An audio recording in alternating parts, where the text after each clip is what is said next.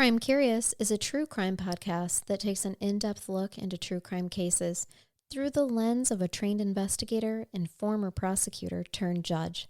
If you are sensitive to expletives, anatomical descriptions, and accurate descriptions of true crime scenes, this podcast may not be suitable for you.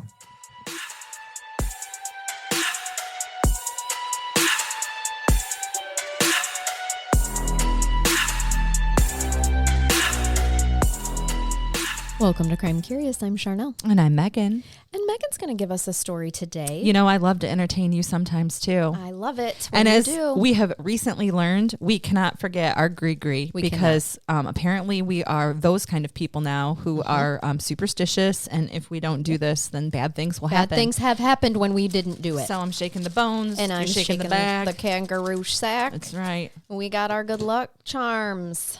Okay. And you know what? I think I'm just going to keep this one in my hand think you should fondle it a little. In fact, if you want to fondle both of them during this, you might want to. I mean, there's some bad things that happen here in this case, but I also want to tell you, you know, when you podcast and you do research like you and I do, we go off on tangents. And they're healthy for us sometimes because we're both working on some deep dives and sometimes they exhaust you. Yep. And so randomly the other day, I was like, I'm going to look up just out of the blue, like what are the most famous, like unsolved cases from every state? And so I'm looking through all of these, right? A lot of them are cases that we've heard of, and some of them we'll probably cover at some point. And then I get to Vermont. Oh. And I'm like, well, what is that? That's not like a serial killer case, or is it? Mm-hmm. It's just simply titled Bennington Triangle. Oh, yes. So have you heard of the Bennington Triangle? I have, but I've not researched it enough to be able to speak about it. I just know it's kind of like the Bermuda Triangle. Girl, yes. Okay. And I found it interesting that something that would be possibly paranormal or at least mysterious would be their biggest unsolved case. That's really interesting to me too. But Vermont's it's kind of like the Dyatlov Pass situation. Remember that episode? Yeah. Mm-hmm. So we're gonna get into some stuff like that. I mean, I'm gonna present you with things like supernatural and maybe like Bigfoot. Oh my God, you're bringing the BS. I am bringing you some Sasquatch level shit right here. Okay, I'm so excited. And it's good that you have those bones because we're going to get into some Native American lore as well.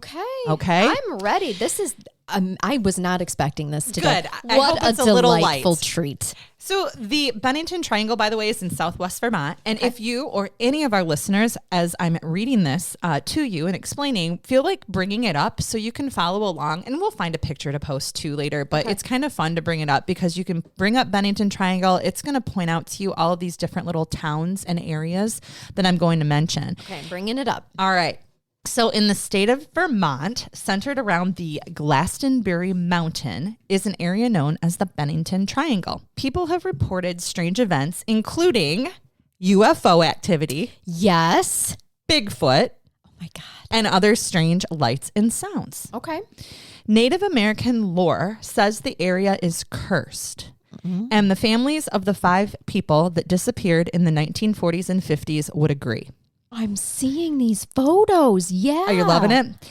An Algonquin legend says that there was a malevolent stone and it would open up a hole in the mountain and devour whoever or whatever stepped on it. I hate that. They called it a man-eating stone.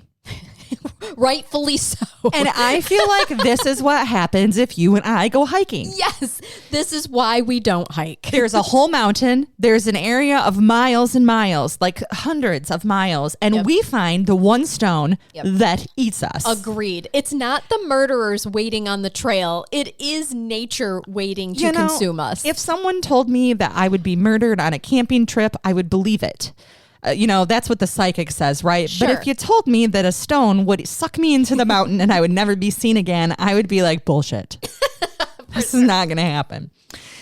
So Bennington Triangle, that term was actually coined in 1992 and credited to author Joseph Citro.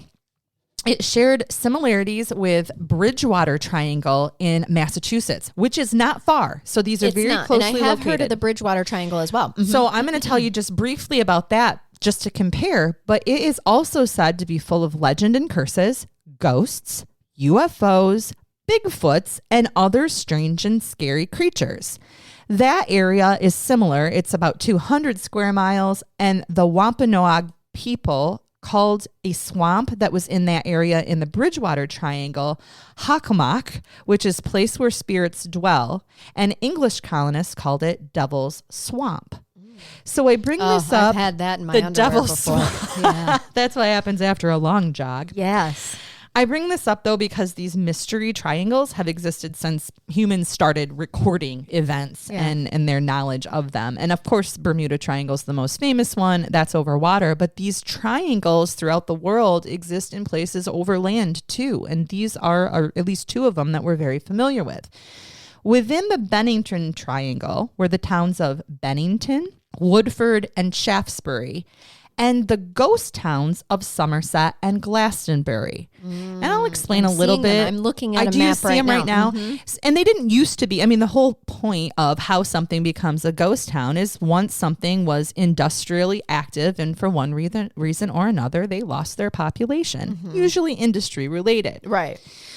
And for all of you Bigfoot lovers and fanatics or Sasquatch, I don't want to, be inappropriate or not politically insensitive here. I don't want to be politically incorrect to Bigfoot. Of course. For over 200 years, there have been sightings of a Bigfoot type creature they have called the Bennington Monster. Can I insert my recent knowledge that I shared with you before? Please tell me about the Bigfoot. When I shared the knowledge before we recorded today, I had no idea that your case was. How did you sit on that little secret this whole time? I am a locked case. Oh my God, you did good because Thank I you. had no idea you were bringing good old BF into this podcast today. That's right, girl. I stumbled upon a podcast that was just kind of like lighthearted and fascinating. I think it's called What If They Were Wrong? Okay. Yeah, What If They're Wrong? Yep, we'll plug them for free for them there. But they had a guest on who said that she regularly communicates with fairies and Bigfoot. And of course, I see that in the title and was like, fuck yeah, we're listening to that Maybe right now. she would have some insight to this case. Well, she had explained that there are different places on the earth where there's more open portals, as she described it. All right. You mean to tell me Bigfoot isn't of our earth? Bigfoot, according to her, is not of our earth, and he acts as like a scientist for the other realms because his body can handle our atmosphere. And so they're here they only let people see them when they want to be seen, and they're here to collect soil samples and data on humans. And oh my God, do they ever collect humans and send them back through the portal? I don't know. I don't know. You've blown my mind and possibly solved the mystery of the Bennington Triangle, Charnell. And we're done here. It was nice talking to everybody today. 7 minutes and 47 seconds in. Yep. I can at least tell you who the victims are, though. Mystery solved. That's fantastic. Yes. No, she says that they're very peaceful beings. Oh, and okay. That, but they will if they need to. She had an experience where one was growling at her, but it was because of her reaction to it. So she was being aggressive in her emotions, and it made Bigfoot growl at her. But the other ones that she talks to are very peaceful. I need to know just before I get into this, because I think this is important to know. Are there any other significant things about a Bigfoot that I should know? Like, how does she describe an appearance and any odors, anything like that? Yes, there are odors. Okay, appearance is kind of like stereotypically what we would imagine. Hairy, large beings. Right. Okay. But which is why they can survive in our atmosphere, something or other. But our climate. Odors. A lot of people say after Bigfoot sightings, they smell an odor. Well, she asked them about that because so many people have said that. And their response was that it is like a metaphysical thing while they transport between the realms. There's like a chemistry occurs. There's a sulfury smell. And so it just happens because of, like whatever chemistry. I'm not even sure. You're doing well explaining this. This is about as well as she explained it. I like the smile on your face. Yes. So there's swamps here, and we all know. And so I just talked about Bridgewater Triangle, and Bennington has some swamp areas too. You know that swamps swamp Swampy ass smells. It's yeah. sulfury. Right. That is fantastic. Anyway, fun podcast to listen to when you're just like, light-hearted. Yes, their tagline is the podcast that makes you question everything. I dig it. Something like that. So it was an interesting situation. Well, you feel free to add any other Bigfoot insight or mysteries of the unknown as I'm going through this, because we could solve this as we speak in this, 45 minutes or so. This triangle might be a portal. I think it's a possibility, and we all know now. So if there's any of you hiking in this area in Vermont over Christmas, Careful, let don't us fall let into us the know, portal. And don't step in any rocks either. Yeah, please don't get ate by a boulder. In the the Bennington monster is what they're calling their Bigfoot. In the early 1800s, there was a stagecoach full of passengers that got stuck on a road washout. Okay. And they saw footprints that were too big to be human. Then, as these footprints are being observed, the stagecoach was violently attacked, knocking the stagecoach over to its side. Some of the passengers reported only seeing a pair of eyes and hearing a roar before this thing runs into the forest. Other sightings have witnesses describing a large black-haired creature over 6 foot tall. So your standard Bigfoot explanation. Yeah. Okay. Stories of people going missing had been rumored for hundreds of years. Sure. Serial killers will do that. But the first verified disappearance was a man named Carl Herrick in 1943. So Herrick had been on a hunting trip and had been hunting an area between 10 to 15 miles northeast of Glastenbury, which is the kind of ghost towny area. Carl had been hunting with his cousin Henry, and the two became separated. Henry found Carl's body 3 days later. Ooh. He reports that Carl was surrounded by what Henry described as large bear prints. Carl's ribs had punctured his own lungs. Oh, God. Okay. And so he was like crushed. And not only that, but the post-mortem cause of death was that he had been squeezed to death. Yeah. That's exactly what I was picturing. And experts weigh in that bears don't squeeze people to death. No, yeah, they don't, to my understanding. All the theories I wrote on here could have been a crush injury from a fall. Right. Could it have been Henry? I mean, let's just think of the obvious. You go to the person that was with you, the cousin, after you come up missing, and then found the body. Sure. Or, was he actually somehow squeezed to death? Was it King Kong? Right. Or Sasquatch. Or Sassy. The Bigfoot, the Bennington monster. Okay. Yeah. That particular death there with Mr. Herrick, I don't find as much information on. Mm-hmm. So that's it. That's what we get, including the experts weigh in that the bears don't squeeze the people. It wasn't a bear. Like that. The bears don't squeeze the people. In all the reported deaths that we have from bear attacks, I don't think they find that there was just somebody, picked up or crushed. Or even, like when they jump on you in your tent, those type of things. Yeah. I mean, stranger things have happened and we've heard of some of them, but that's not where we're going with it. And I believe that there are many individuals who obviously from this, if I'm not stating the obvious enough for you, indicate that those weren't bear prints. That was the Bennington monster. Yeah. All right. He's building a reputation for himself. He is building a reputation, and obviously not out there just collecting soil samples. Right. Well, I mean, maybe there's good in all populations and bad too. Oh, right? We've talked about this before. We have. You get one bad apple, and the Bennington monster is the shame of Bigfoots throughout the United States. Yes. And to all the other Bigfoots, he's just crazy Uncle Larry. That's right.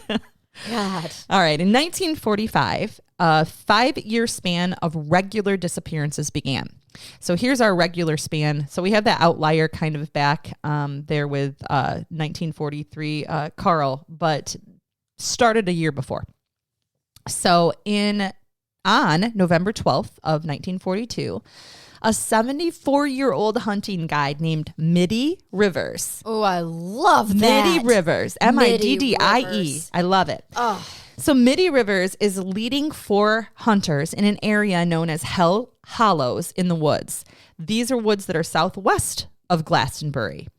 Rivers certainly knew the area well. He was described as a quote unquote vastly experienced outdoorsman, and no one knew the quote unquote backwoods better than Rivers. So this is a 74-year-old man, a hunting guide who has lived in this area his whole life, knows it like the back of his hand, and literally is employed to take people hunting. Yeah, and isn't scared that someone named that forest Hell's Hollow. Hell Hollow. Okay. Yep, no fear at all. People are wild, everybody. They are. So, but I can picture this guy. We know this guy absolutely. in the area that we are in. You know, this is your rugged outdoorsman, and he knows what he's doing. He's an expert. Well, while leading the hunting party to their camp, Rivers gets ahead of the group. And then they continue on, and when they get to the camp, he is not there. So the hunters arrive. Their guide, who has got a little bit ahead of them, is not at the camp waiting for them. This was the last time Rivers was ever seen. So the hunters aren't overly concerned at first. As I've indicated, super experienced guy.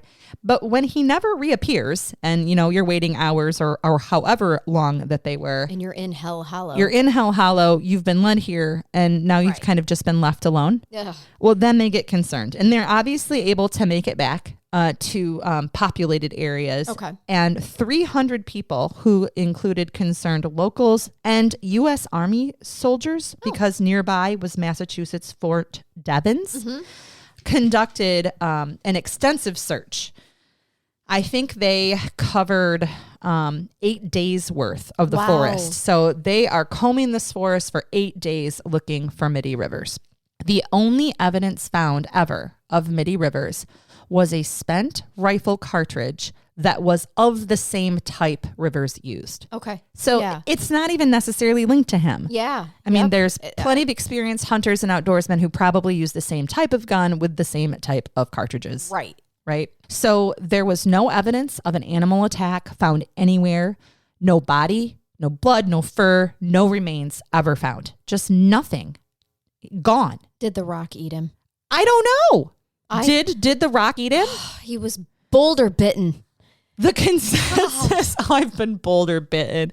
The consensus is that a person with Rivers' experience would have the survival skills. Definitely. Yeah. For anything nature could have thrown at him, except for a man eating boulder. And I think people continued, even after searching the forest for 8 days, to feel that Rivers would resurface, that he would just reappear. Yeah.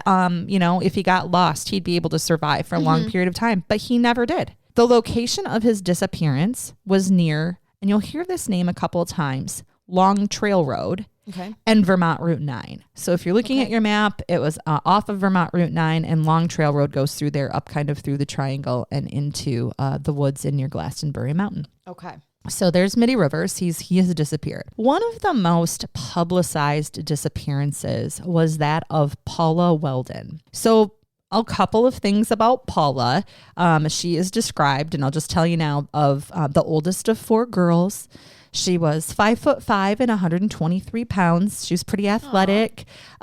She had a grayish scar on her left knee, a vaccine mark on her right thigh, and a small scar under her left eyebrow. So people loved her enough to know all of these details as she comes missing. She was an 18-year-old sophomore at Bennington University. So Bennington is a town right there, near there, and there's obviously a college or university there. On December 1st of 1946, while dressed in a lightweight red jacket with a fur hood and jeans with white sneakers and a gold watch, she went hiking on the Long Trail. She had told her roommate she was going to take a break from studying and go hiking. I think that happens. You get in, and if we think about December 1st in most colleges, you're getting into finals time, right? So she's probably been studying hard and needs a break. There were eyewitnesses that had seen Paula go, including an employee of a store in Bennington who gave her directions. She was said to have hitchhiked to the Long Trail in the Glastenbury Mountains in the afternoon. And it's 1946. Hitchhiking's pretty normal and acceptable at this time. Normal. Yeah, but it was observed that her jacket was definitely only appropriate for a short walk. Okay. And not an extended hike. Yeah. She was seen on the trail.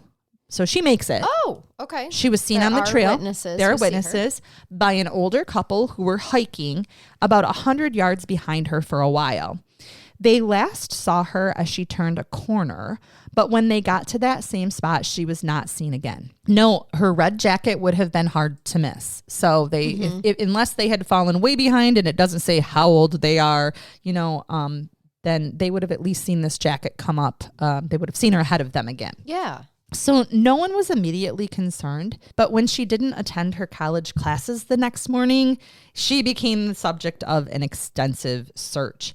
Her roommate said that she never returned home that night, but she didn't report it because she actually thought she was pulling an all-nighter in the college library. Oh, it's exam shit. time, right? Yeah. And so it's not until she doesn't show up to her class the next day that the roommate and others are like, okay.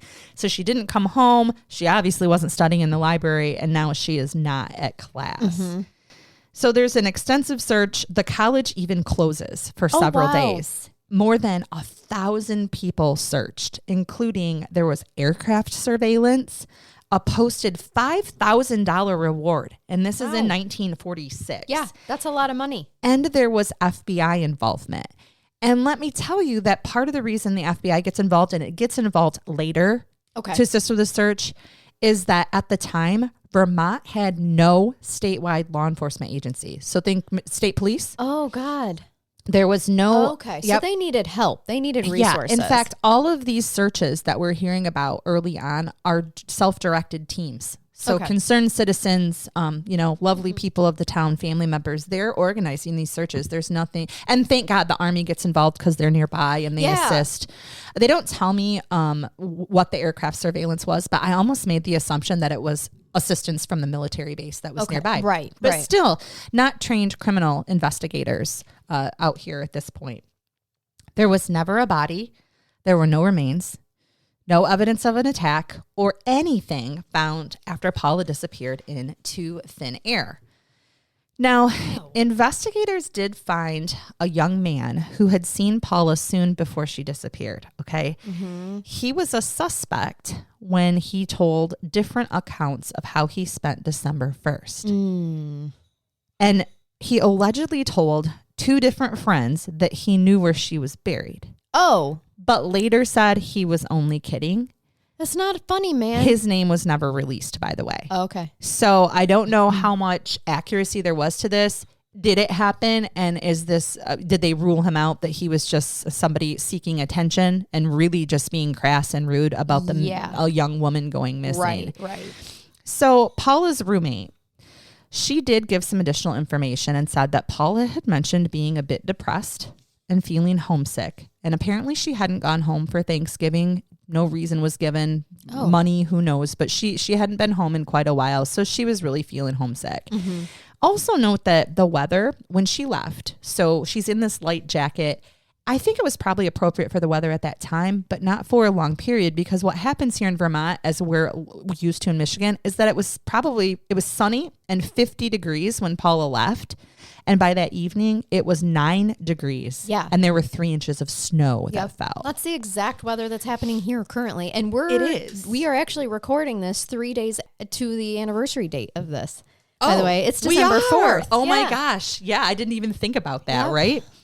So investigations also turned up some additional witnesses and strange incidences, because I just want you to have all the information when we're trying to figure this out. Paula was seen walking toward Route 67A. Okay. A Danny Fager, who was at a gas station right across from the college, saw Paula walking down the road at 2:30 p.m. Louis Knapp picked her up at 2:45 p.m. This is the guy that picked her up. So we know who picked up the hitchhiker, okay? Yeah, okay. And he drove her as far as where he lived on Route 9, which happened to be 3 miles from the trail she was going to hike. So he basically takes her there. And as soon as you say, oh my God, it's Louis Knapp, he killed her, right? We know she was seen on the trail later. Right. So he picks up the hitchhiker, takes her as far as where he lives, and she continues on the 3 miles to the trail. Then I'm assuming he probably had an alibi or something of where he went afterwards and wasn't just parking someplace else and then... So that he could follow her. Yeah. This is a possibility. Oh, okay. We don't know. All right. At 4 p.m., so that's an hour and 15 minutes after he picks her up and gets her dropped off, Ernest Whitman and 3 of his friends were leaving a camp at Bickford Hollow, and they saw Paula. So there are lots of camps within this Glastenbury Mountain area. Okay. And you'll hear that people use these frequently. They were recreational. Families would go and use them as well. Are they still there? Do people still use these? I think so. Oh, I think that this terrifying. is still a popular area to hike and to go, and possibly this type of, occult or supernatural behavior, that actually doesn't deter people. No, it does not. No, in fact, it sometimes acts as a tourist attraction. For sure. Not for this tourist, but it No, does correct. happen. And I'm not a camper anyway, but over my dead body. Yes, yeah. I'll no. stay in town. You tell me that there's man eating rocks out there. And, Word. No. Yeah, man, I'm eating good. rocks and I'm out. So these 4 people, Whitman and his friends, see Paula at about 4 p.m. She even asked Ernie, as he's known, about how long the trail was, and then headed for the bridge that led to that trail. Okay. Now, other students reported seeing her farther up the trail past the bridge near Fay Fuller Camp, so another camp, but it says that those weren't found to be reliable. Maybe a little party and students going on there, or they couldn't really positively identify who they maybe saw. I saw her. Maybe it was a mushroom hallucination. Exactly. Okay. It was 1946. Right. So, here's some weird stuff that doesn't necessarily fit, but I'm putting it out there for you. So there's a taxi driver named Abe Ruskin who reports that he had taken a student to a bus station on Sunday afternoon, so later that day, but couldn't identify her as Paula. And no bus station clerks remembered anyone of her description. Okay. So he just comes forward and says, that probably did happen, but I remember taking a college girl to the bus station, yeah. right?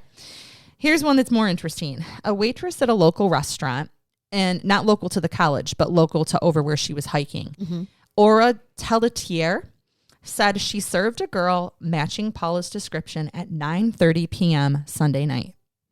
She said this girl was with a young man who was around 25 years old that was being drunk and acting, quote unquote, abusive. And I think in the 1940s, abusive doesn't mean he was physically abusing her. It just means he was being an ass, abusive to staff, vulgar language. And he's drunk. Aura said the girl signaled her to the table when the man went to the counter, presumably to pay. And the girl asked her, how far was it to Bennington, Vermont? Oh. And then asked the waitress where she was. Like, where am I?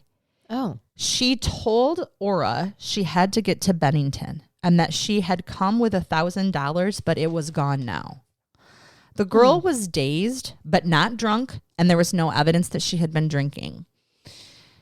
This woman was reportedly taller than Paula. So she did seem to fit Paula's description, but she was taller. There was no indication that she was wearing any of the same type of clothes that Paula had been reported as seeing, but it was enough that Aura was concerned that this was the same girl and that she was in danger. Should report it. So police determined then that there must have been 2 girls around Long Trail on Sunday, Paula and the girl that was with the man. Yeah. 2 crimes possibly happening at once. We hear of that a lot, and it's fucking ridiculous. It is. Like, it is weird. It's terrifying to think of, like, all these other crimes are happening at the same time, and we find them. If you guys can hear my dogs There's playing, a lovely fight happening here. they're play wrestling, but they have to groan while they do it. So I apologize. No, it's adorable. But they're being cute. They are. They're being good. So police suspected, obviously, foul play and speculated that Paula's body had been hidden. Yeah. Now, Paula's father, the following May, so we're in December, right, has to wait till the snow melts, and he does organize a search after the snow melts in the spring, and there was nothing.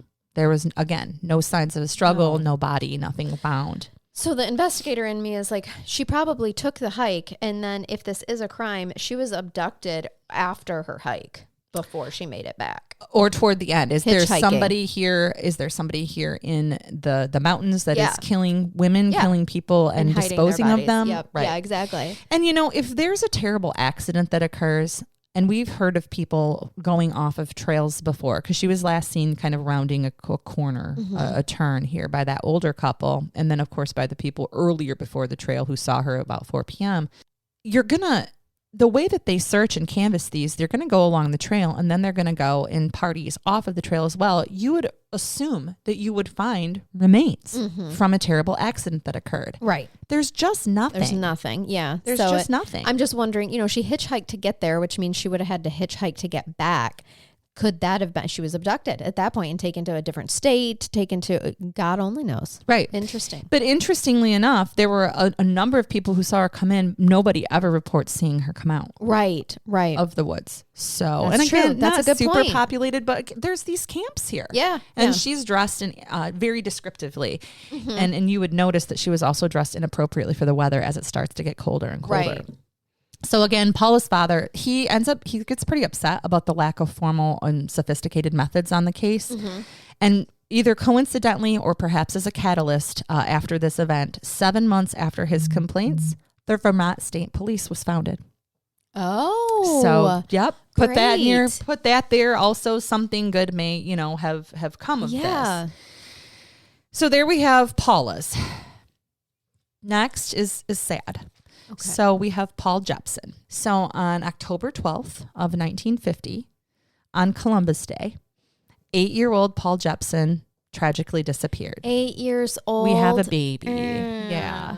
So Paul's mom had been working as a caretaker at a local dump, and she loads Paul up in her truck. A caretaker of a local dump? Yep. I didn't know that such a thing exists. Okay. Yeah. So haven't you ever been to a dump to dispose of your stuff and there's a person working there Of course. to assist I guess you? I never thought about their title. Yeah. All Well, right. and apparently they had some pigs there as well, which almost makes sense, right? Sure. So what she was doing was she was running a short errand for work and to tend to her pigs. Oh, great. So she brings Paul with her in her truck and they head for work. As she gets out of the truck, because it's just going to be a short errand to check on those piggies and to tend to the dump, she leaves Paul in the truck, planning to be back quick, and instructs Paul to stay in the truck. Right? Okay. Yeah, as you do. As He's you do. 8. Stay right here. I'm running in the house real quick. I'll be right sure. back. But as is every mom's nightmare, when she gets back to her truck, Paul is gone. Just without a trace. Paul had also been wearing an easily visible and identifiable bright red jacket.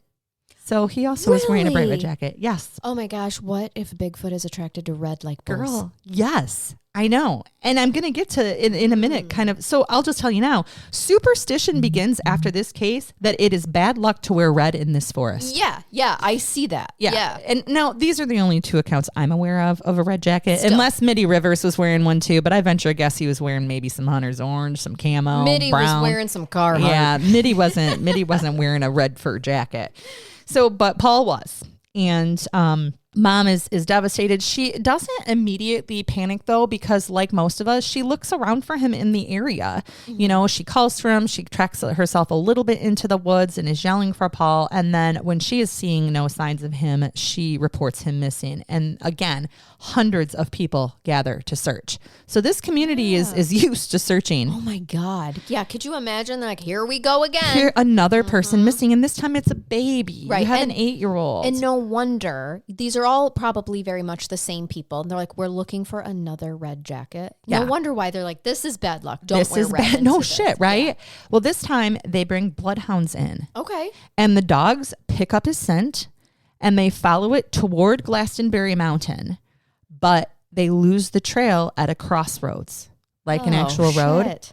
This led to some suspicion that Paul could have been abducted by a motorist. Sure. Okay. So we have a person, a killer, or did in the mountains, or did it just so happen that this kid happens to run off and disappears because he is literally picked up and kidnapped by a driver?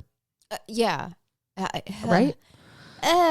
Paul's dad said that his son had recently been talking about visiting the mountains for several days, and impulsivity of 8-year-old boys especially. He I don't think that he was stolen from the truck in that short period of time. Okay. No signs of a struggle. I think he literally got out of the truck and just wandered off. Didn't listen to Yes. mom's stay right here. He vanished Very without a possible. trace. There's no evidence of no remains. And again, we know if they lost his scent at the road, that period to canvas from the dump to where that road is up into the mountains, that he was never found. So he didn't have that we're aware of, didn't have a tragic accident, fall, hit his head, anything like the that. Dogs would have, more And than they likely could have picked up found on him. that. Correct. If they followed it that far, right? Yeah.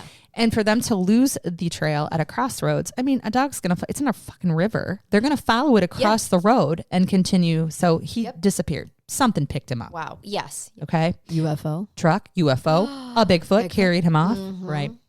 So again, this is when the kind of superstition begins that you're not going to be wearing red in the forest anymore. Yeah. So this brings me to Frida Langer. On October 28th of 1950, only 16 days after Paul disappears. Oh, shit. 16 days. Frida Langer went missing during a family camping trip in the woods around Glastenbury Mountain at Somerset Reservoir. Do you think we've got a serial killer? Yes, I do. I think we've got a serial killer. It's just one of the thoughts. So, but we've got her disappearing let me tell you about it a little bit. So she's camping, and I think this is something that they did. They're at this reservoir in the mountains. She was 53 years old, and she and her cousin Herbert Elsner went hiking from the campsite. So the whole family's at the campsite. She and Herbert decide to take a little hike. And this I can relate to with Frida. As they're a short distance from the campsite, she slips and falls in a creek. Oh, yes. Soaking her clothes and her shoes. And this is when she says to Herbert, so I'm going to go back and change. Yep. Good call. You just wait for me, cousin, and I'm gonna get my wet clothes off. So she decides to run back to the camp and change. Herbert waits for her there, and then he waits for her there, and then he waits for her there, and keeps waiting for her there. He waited for a while, and when she didn't return, he went back to camp, but Frida wasn't there, and she had never returned there. Okay. So she never comes back to camp. It is broad daylight, and she has disappeared. What the hell? You know what would be weird if it was a serial killer, though? These are all very different types of people. They're different ages, different sexes. That's crazy. I have no indication that Frida's wet clothes included a red jacket, but maybe. Yeah, we don't know. That wasn't explained. Mm-hmm. So over weeks, search parties of upwards of 400 people, including police and fire, soldiers and air searches. God, and this is not a far time span from the other, the 16 other girl days. Right, from the little boy, but the other gal, Pamela, it was just a few years. So it's like, damn. It continuing to happen. They, and again, there were air searches and everything, and a very short distance from the camp to where she fell in the creek. Yeah. Like how, literally, where she could do you just go? walk back to her camp. Exactly. They look for Frida with no results. She was beamed up or ate by a boulder. This is why these rumors are perpetuated, these theories, because it seems implausible that there would not be some evidence of that person. Tire tracks, even like something. A swatch of cloth on a trail of some shoe. Kind. Did she take all of her clothes off and go off naked someplace? Right. What if she hit her head when she fell, Charnell? Yeah, and wandered. Yeah. Did she Very get lost? Possible. Wander off? But we never find her body. I didn't say that. Oh, sorry. Okay. I thought you. I have got some info for you, and you aren't going to like it. Okay. I rarely do. 7 months later. Okay. May 12th of 1951. So we are from October 28th to May 12th. Winter has happened. Winter.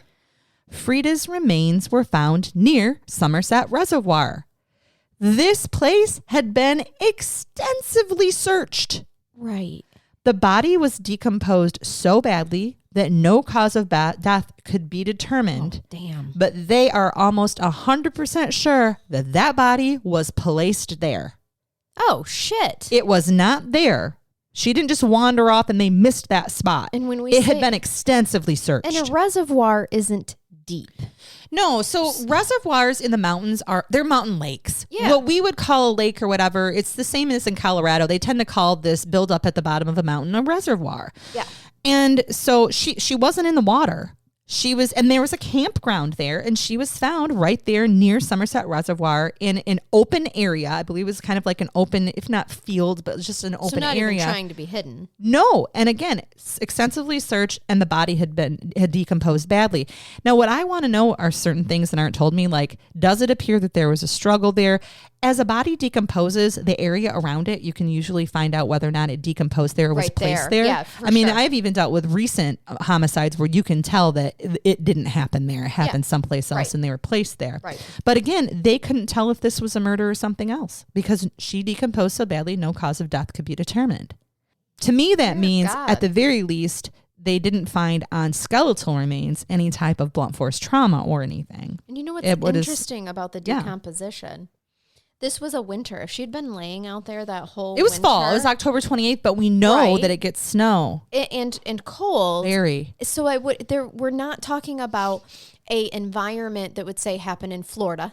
Or you decompose quick. Yes, where it's going to increase your decomposition.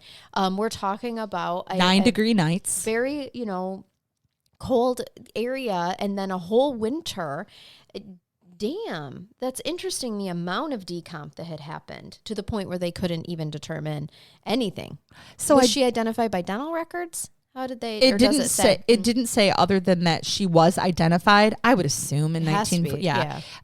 It did not say, but just that her body was decomposed so badly that they couldn't determine the cause of death. But they know that it was our missing Frida Langer. This is the only case where a body or any evidence was found of this group of people that I'm giving you today that disappeared in that time span. I like your theory about falling and hitting her head and being confused. I mean, and is it possible that they just missed that?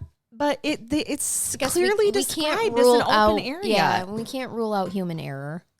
Just like they just missed her. They just didn't see her. But I don't like how descriptive they were about the 400 people on the air searches. And this wasn't like in a super wooded area. This is by the reservoir where there's some open area. And they describe it as being searched extensively. I have no reason not to believe that. Right. And usually they literally will walk side by side, people, like a line of people. We know, we've seen it, right? And that's how you do. Now, remember, this is pre-Vermont State Police. This is around the same time frame as when Paul died. And his dad's complaints later led to the forming of that. But we still at least have whatever their local police are, and fire and army and air. So there was some organization this to stuff. it. Yeah. Yep. So there's one more disappearance I want to talk to you about. Okay. And this actually goes back a year. And not back a year from when this last death occurred. And this is James Tedford or James Tetford. So this is even before the 8-year-old boy. Yes. In fact, this is exactly 3 years after Paula Weldon went missing. Okay. So it was on December 1st of 1949. Oh my God, the exact date. Exact date. Ooh. December 1st, 1949. Don't like that. James goes missing. However, this was not a disappearance in the woods. This is a little bit weirder. Okay. Just unexplained, and I thought worth bringing up. Sure. So James was a World War II veteran, and he was returning to the Soldiers' Home in Bennington. So apparently there's this, place that they stay after he had visited family in a town called St. Albans. So he's on a public bus carrying 14 passengers when it leaves St. Albans, but when he get to Bennington, he was not on the bus. So somehow he disappears between St. Albans and Bennington. His luggage was in the rack, and all of his personal effects were in their seat. Oh. No one ever noticed James get off the bus, and nothing suspicious occurred on the bus ride per the passengers. There you go. There was speculation had he not boarded to begin with, but if not, his stuff was all there. Why are his personal effects on the seat if he didn't board to begin with? One passenger speculated that had he maybe got off to talk to a friend at the stop before Bennington, and if so, why wouldn't he have got back on the bus? Or if he missed the bus because he was off talking to somebody, why didn't he make it the one next stop to Bennington to get all of his shit? Stuff, yeah. Also, would you just leave all your stuff out on the seat and then get off the bus to go talk to your friends? I just don't. I mean, I personally wouldn't, but maybe at this time. Want me to add to the weirdness? Yeah. Apparently, Tedford's wife had vanished a few years prior. He got home from the war and she was gone. Oh. So people began to speculate that maybe there were some mental health issues here. Mm-hmm. Well, I mean, PTSD, sure, combat veteran. But that's it. James Tedford vanished without a trace on a bus ride between, what did I say it was again? St. Albans and Bennington. And that's it. That's terrifying. Disappears. Like someone can just poof. Correct. And again, 14 passengers total on this bus. Yeah. And he's in this triangle, essentially. I think this is one that they said happened to be, because it was from one place to the other, but at least happens near enough that they found it mysterious that all of these weird and bad things are happening. So there's nothing to tie these cases together other than location and time frame. Okay. Right. So tell me some thoughts. Okay, well, my first thought was serial killer. And it's the top of my list. Yeah. Serial killer. We have a serial killer here. And especially in this time frame, boy, where serial killers just rampant. We have people being raised from World War I veterans, World War II veterans, lots of childhood trauma. We went through the Depression. Life was hard. Yep. And when we knew nothing about mental health, we knew nothing about trauma-focused therapies, anything like that. And it often bred just an entire generation or more of serial killers. Sociopaths. And Yes. So I'm apt to believe that. But what do we have to tie together? Like, why would a serial killer target these different people? Right, or that's what bothers me. Could the serial killer's MO just be alone in the woods, lost in the woods, alone in the woods, and you've become my victim? You're who I'm interested in. The means, motive, and opportunity. It's just an opportunity. This Correct. 8-year-old's walking. Pamela was walking. This dude, so it's just easy prey, I guess you could say. Other than the one body that was found, we don't see any remains come up. They're not leaving any evidence or trace. Okay, I will pose this. Since if we assume that the last gal, please remind me of her name. I'm sorry. I'm sorry. And I need to remind myself as well. It was Frida. Frida, thank you. Frida Langer. So Frida, if we're to assume that Frida just was overlooked, she had been there the whole time and she was overlooked. Is it possible, human error, that the other two are simply still out there and were overlooked? Maybe bones carried off by animals. That can maybe Bigfoot took happen. The bones. Yes, there you go. I mean, we know that possible. the locations. There's bears, there's cougars, and I looked up a lot of that about animals potentially attacking. But remember, in terms of the experts' thoughts on there being a bear or cougar attack, there would be some type of evidence, DNA evidence. Yeah, it's going to be blood, gory. Skin, clothing, those type of things, and the bears that were in that location, and certainly any cougars or mountain lions, they're not going to be able to carry off without some type of evidence, something that large. They're leaving traces. And it wouldn't be in the nature of the cats to carry something off anyway. No. They do their gross guys, but feeding and such right there. Right there. Yeah, exactly. And again, you're going to have evidence. You're going to have DNA. Yes. But could the evidence in DNA have been overlooked by humans during the search? Potentially. And then weather happens and washes it away. So I like that you brought that up because I'm going to talk to you a little bit here about Indian curses. I'm also going to talk to you about, as you indicated, and I love that you brought this up, this paranormal window, like a gate or a portal. It's a portal. I literally wrote that in my notes, love. Unstable wind and weather patterns, allowing people or forcing people to get lost because of them. Sure. And then we have Bigfoot, the Bennington monster. So this area is famous not only for Bigfoot sightings and these missing persons, but remember, we also have reports of strange floating lights, other mysterious creatures, and UFOs. Now, there isn't a lot of UFO evidence, but historically... Wasn't my UFO abduction in Vermont? It was. Yeah. It was. And wasn't it around the same time? It was in the 1960s. Okay, something so this like was that. 40s and 50s, but that's in the 1960s. I mean, that's fucking close enough. I kind of want to know if you want to look that up while I'm talking. I have the case on my computer. Where in Vermont it was, because it was specific mountains, I think, as they were on their way home. Yeah, they were in mountains. I want to know which ones it was. All right. I'm gonna look up my notes while you keep talking. So I'm gonna give you some history here. The history of the Bennington Triangle predates the colonization of North America. It has reportedly, this Bennington Triangle, quote, swallowed 40 people since the Native Americans' warnings early on. But the 1945 to 50 disappearances was significant because it was the most that happened in a short span of time. So other than the man-eating stone that swallowed people, the Native Americans also stated the whole mountain, all of Glastenbury Mountain, was cursed. Why? Well, they indicated that the four winds met there in an eternal struggle. The Abenaki, which was a group of the Algonquin nation, believed that their god, Tabaldak, lived at the peak of Glastenbury Mountain. They would actually refuse to set foot there on the mountain, period, unless they were burying their dead. The Abenaki also told stories of a large, hairy, half-man creature that inhabited the mountain. And these, again, are predating European civilization of this area. So that ghost town, Glastonbury, Happy Vermont, which is a site, reported, I love that Me too. it thrived until the mid to late 1800s. 2 murders, however, began the decline and also reaffirmed that the area was cursed and that it was haunted.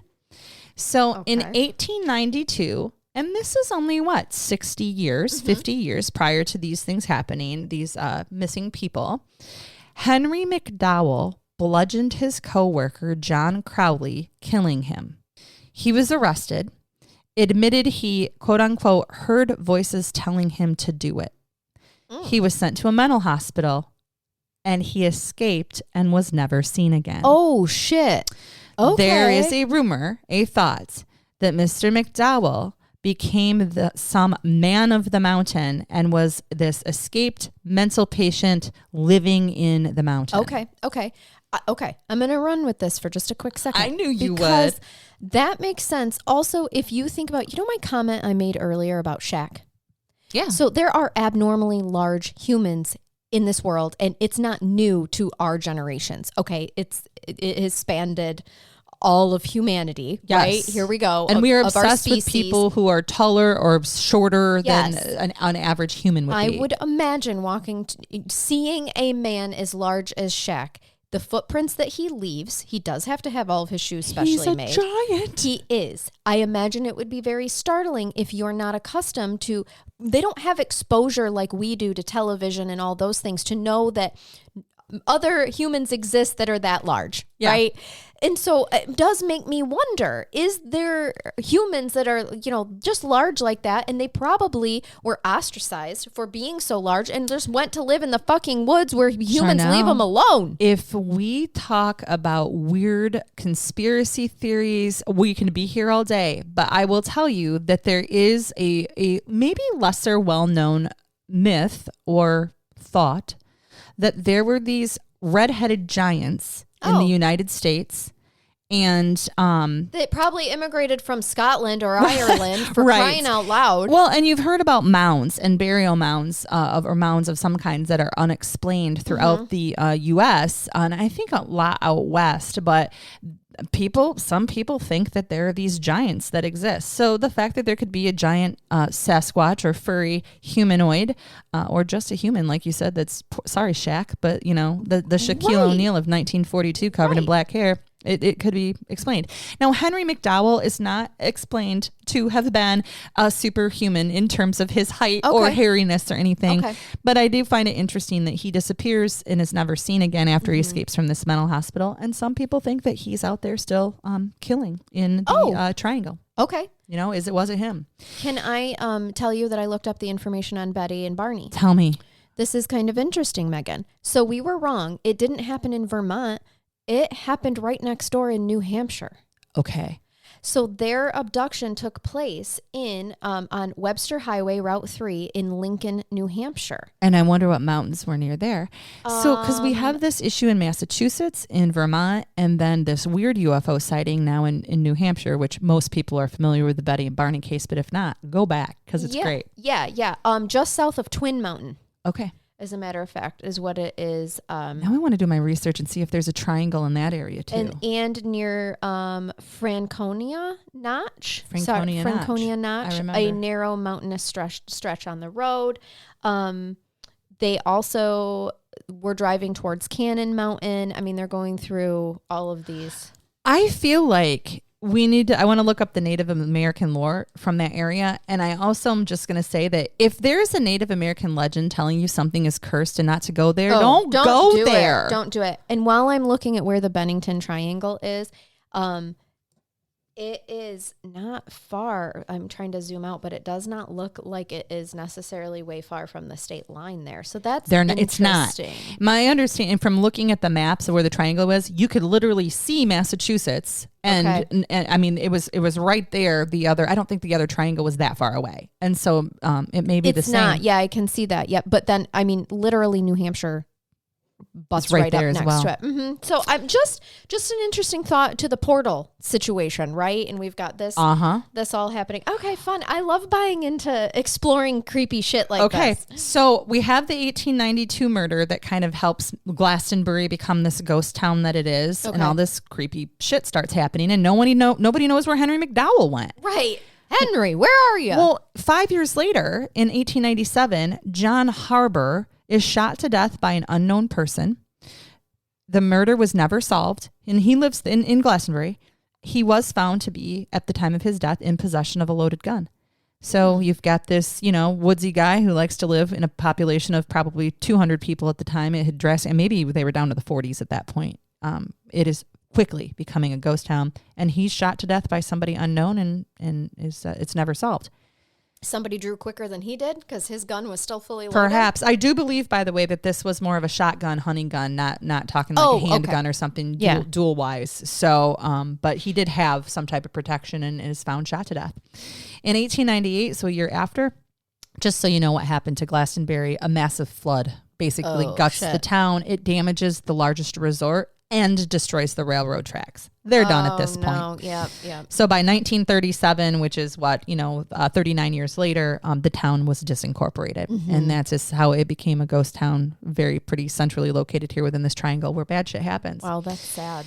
So was it a serial killer, kidnapper, Bigfoot, man-eating rock, weather, or a horrible series of accidents that this was just never solved? Just not a great, like the Native Americans, like this isn't good juju here. Let me throw one thing out that I found, because I like to do research that goes beyond, and I like to find out things. So I look up weather patterns, right? Yeah.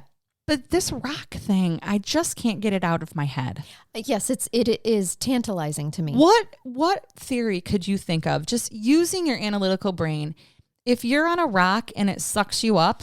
Okay. What might it be? I'm thinking sinkhole. Girl, sinkhole. Yeah. Sinkhole, quicksand. Yes. Okay, so I look up the possibility of sinkholes, and you read enough or go to Florida enough, and you hear horror stories about sinkholes swallowing people, houses, cars. And quicksand is a real thing. It is. Does happen. Well, one of the sources that I read said the mountains in Bennington do have sinkholes. Okay. This would explain the Abenaki legend of the man-eating stone. Right. And also disappearing without a trace, because they wouldn't have understood how to explain this. Not. No. I mean, lots of gods and myths and legends start because humans at the time don't know how to explain what happened. They cannot explain it. And who wants to believe that the earth can literally eat you? Right. That's terrifying. So, and I didn't even write this down, but as I'm looking through these reports of sinkholes, one guy reports, I do not know how accurate this is, that he was talking to a guy, and I'm picturing it right now, right? You've got this guy in a hat and suspenders, and he's talking to you about how, I was out loading some logs, and I hooked up to a log to pull with my truck, and all of a sudden I couldn't go anywhere, he says. So I get out my truck, and there's the back of my truck's being eaten by the ground, right, by a sinkhole. So this guy who he reports it to, who's a media guy, is like, I've got to check and see if it's possible. So there's reports of sinkholes in Vermont. There are reports of sinkholes in Bennington itself, in that area. Well, God, especially if we have floods happening and we're softening the earth. And I'm not going to give you a whole research project, but you can look up what's called karst terrain, Karst. Okay. And if this karst terrain is the area that is overlying soluble, like sedimentary rock.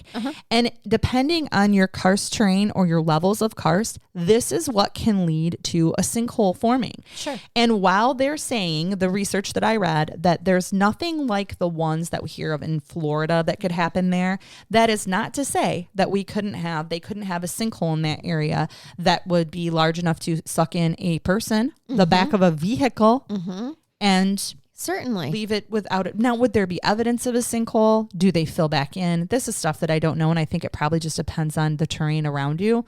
but have people literally been eaten by a mountain? Right. In this case. And well, that would explain the Native American. It would. Two people I think are just obvious. We know that the body was found of what's my gal's name again? This is just awful of me. Oh gosh. It was a really cool name too. That's why I can't remember. Frida. It's different. So Frida. Frida. So Frida her body is found or put there later. And then I also think that it's just so highly probable that little Paul was kidnapped or taken from the road since they lost track Probably of from a pedophile. of Absolutely. the right. Mm-hmm. So but those could two. Pamela have fallen into a sinkhole? Yeah, I think she absolutely could have. And then we have the hunter, Mitty Rivers, who goes missing. Mitty. And then obviously our soldier was, sucked up by a UFO while he was on the bus because we have no explanation for him. Clearly, that's what happened. There is no other reasonable explanation.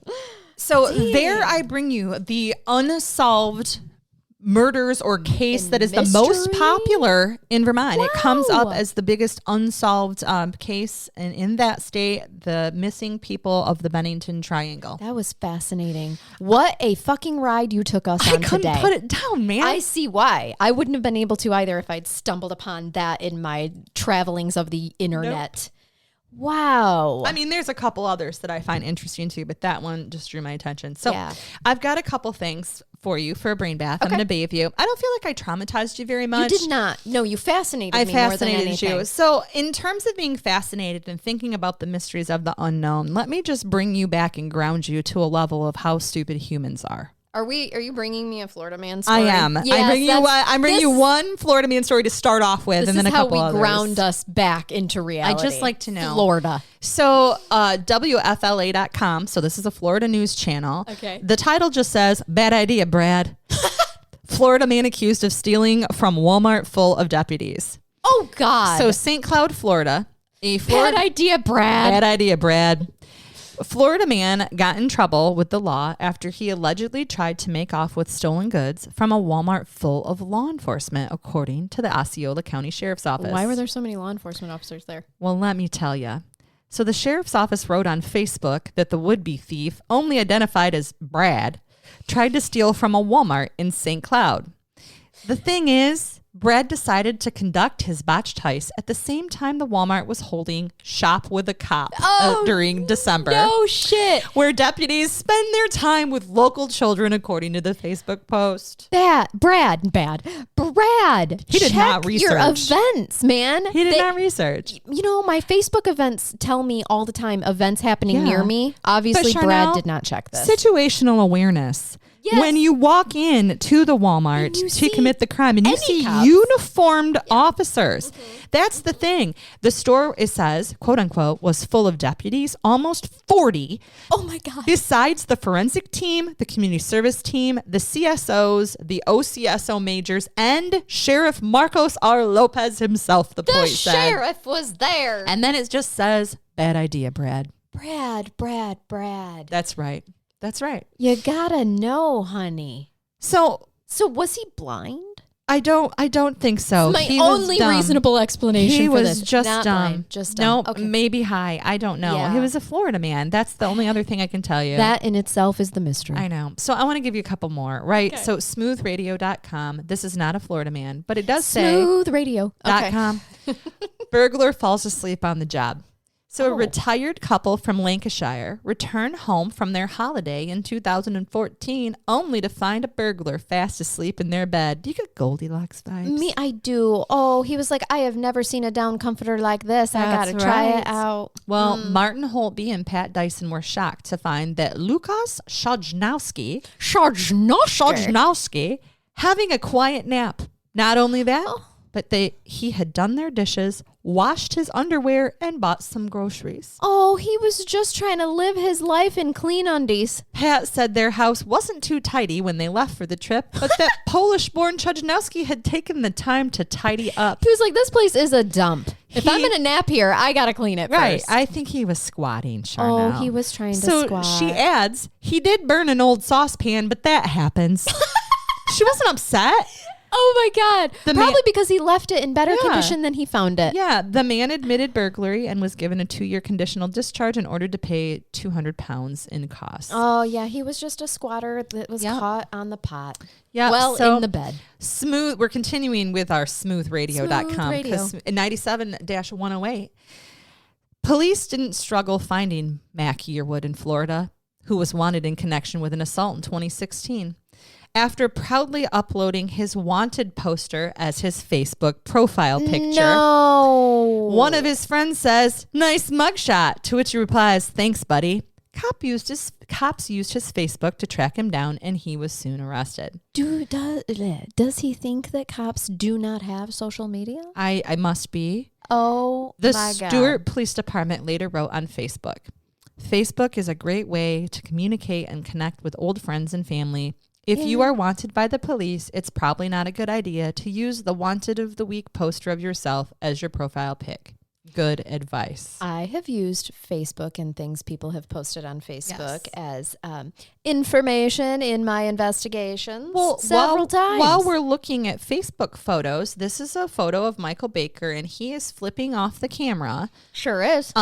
If you can tell, he has a police car? It is a police car and a gas can in that picture. So list25.com, in an article addressing the 25 dumbest criminals, states that in 2012, Michael Baker from Jenkins, Kentucky, made history in his own mind, but for all the wrong reasons. History in his own mind. He is a wonderful, wonderful man in his own mind. After he siphoned gas from a local police car, he posed next to it with a big smile on his face while also proudly saluting with his middle finger, or as I heard the other day, my unicorn fist. Oh, I like that. For the camera. He then posted the photo on Facebook. It went viral with thousands of views, but a couple days later, the police knocked on his door and arrested him. Imagine that. And it went viral. It did. That's the time it goes viral, when you're committing a crime, because people are sharing it saying, "Can you believe this dumb fuck?" He obviously wanted people to believe his own dumb fuckery because he posted it there. And then the fucking happened.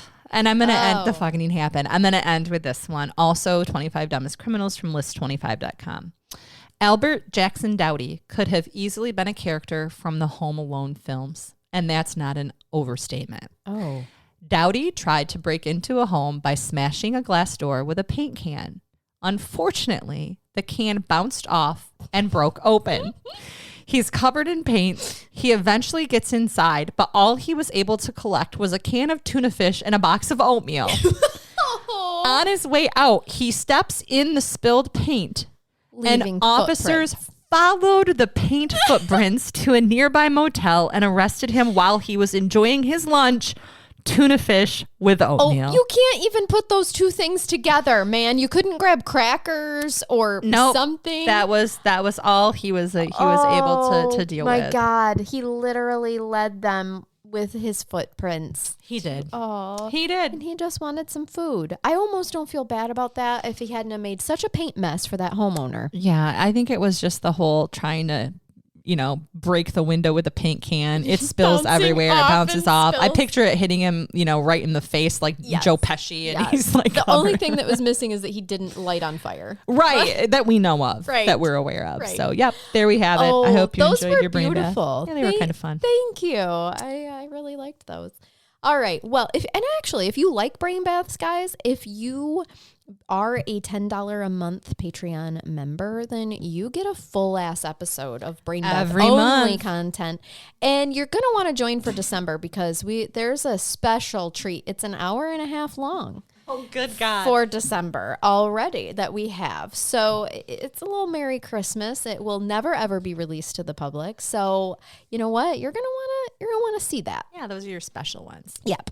So okay. And if you're curious, that is patreon.com/crime curious to join Patreon, or hit the link up in the show notes. Follow us on social media, chat with us. It's us. We don't hire people out to talk for us. That the thought of that terrifies me. Oh, I don't ever want somebody to speak on my behalf. No, it will only ever be us replying ever. And keep it curious, stay safe, and we'll talk it with y'all later. Bye-bye. Bye-bye.